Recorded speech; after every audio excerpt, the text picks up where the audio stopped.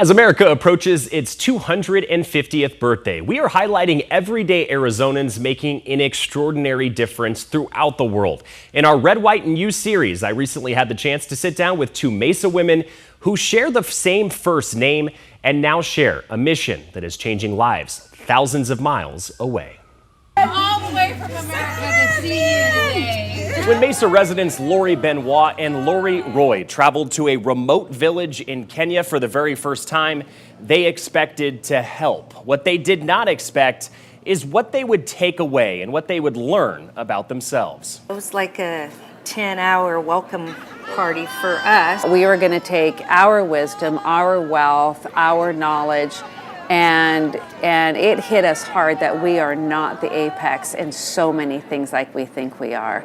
Not in spirituality, not in love thy neighbor, not in complete embracement of another people's culture. The two retired Arizona school teachers arrived in the small village of Quachocha, and what they found was families living in homes made of mud and straw, children going hungry, and everyone in the village largely without access to clean drinking water. In one instance, they remember small children arriving to the gates of one of the community leaders' home, and they waited at 6 in the morning for a single small biscuit. I'm told that biscuit may be their only meal of the day. Poor does not mean sad, it does not mean dirty, it does not mean destitute. It's just an economic issue. So the Loris decided they wanted to do something about it. They created a nonprofit called the Loris Foundation, aimed at meeting some of these basic needs and creating opportunities for this small village in Kenya. One of their very first projects they started was creating a 500-gallon water cistern. This is water that's brought in, and so far, when we hope to keep it, that no Quachochan resident will ever have to pay for that water, that it'll be funded by the foundation. And the cost, just $50 a month to supply this entire village with clean drinking water. The Loris also tell me they've provided opportunities for the village in the form of uniforms for school children, food, housing repairs, and even supporting a youth soccer team. This is a youth soccer team that's so grateful.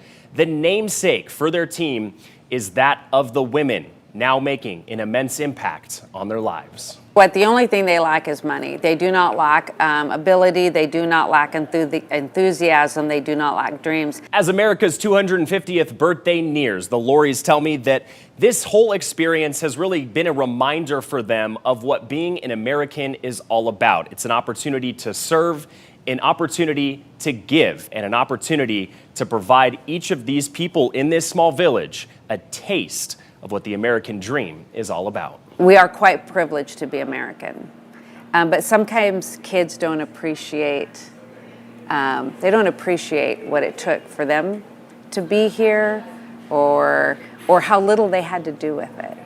And so what would we say? I just think we have been blessed beyond measure, so let's share it. And the Loris invite anyone who wants to support their mission to do so by scanning this QR code you see here on your screen. They want to engage in really a micro-giving campaign because they say $1 a day goes a long way to meet the needs of this village, and we'll provide additional ways to support their foundation on our website, 12news.com. In the newsroom, Sean Rice, 12 News.